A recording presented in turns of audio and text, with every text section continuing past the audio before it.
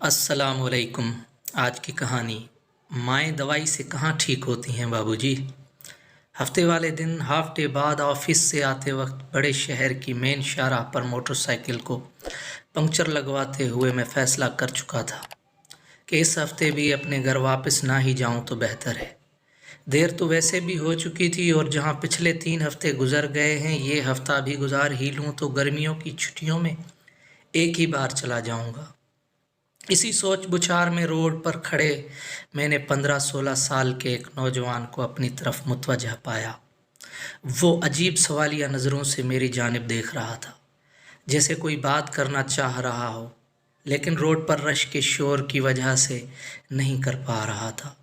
जब पंक्चर लग गया तो मैंने दुकानदार को 100 रुपये का नोट दिया। उसने 20 रुपये काट कर बाकी मुझे वापस कर दिए।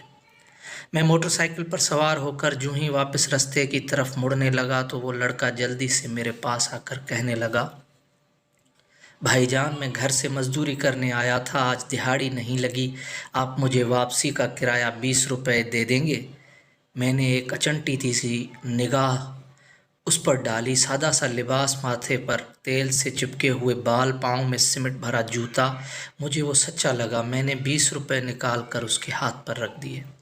वो शुक्रिया अदा करके चलने लगा तो ना जाने मेरे दिल क्या ख्याल आया। मैंने कहा, सुनो तुम्हें दिहाड़ी कितनी मिलती है? उसके जवाब देने से पहले ही मैंने बाकी के 60 रुपये भी उसकी तरफ बढ़ा दिए। वो हिचकिचाते हुए पीछे हटा और कहने लगा, नहीं भाईजान, मेरा घर यहाँ से 20 रुपये किराए की दूरी तलक है, मैं पैदल भी जा सकता था, लेकिन कल से माँ जी की तबीयत ठीक नहीं, ऊपर से दिहाड़ी भी नहीं लगी, सोचा आज जल्दी जाकर माँ जी की खिदमत कर लूँगा। मैंने कहा, अच्छा ये पैसे ले लो, माँ जी के लिए दवाई ले जाना। वो कहने लगा, दवाई तो मैं कल ही ले गया था, आज मैं सारा दिन माँ जी के पास रहूँगा तो वो खुद ही ठीक हो जाएंगी। माँ दवाई से कहाँ ठीक होती हैं बाबूजी? मैंने हैरान होकर पूछा, तुम्हारा नाम क्या है? इतने में उसकी बस भी आ गई। वो बस की गेट पर लपक कर चढ़ गया और मेरी तरफ मुस्कुराते हुए ज़ोर से बोला, गुल्लू। गुल्लू की बस चल पड़ी, लेकिन गुल्लू के वापस किए हुए 60 रुपये मेरी हथेली पर पड़े हुए थे और मैं मेन रोड की रश में खुद को एकदम बहुत अकेला महसूस करने लगा।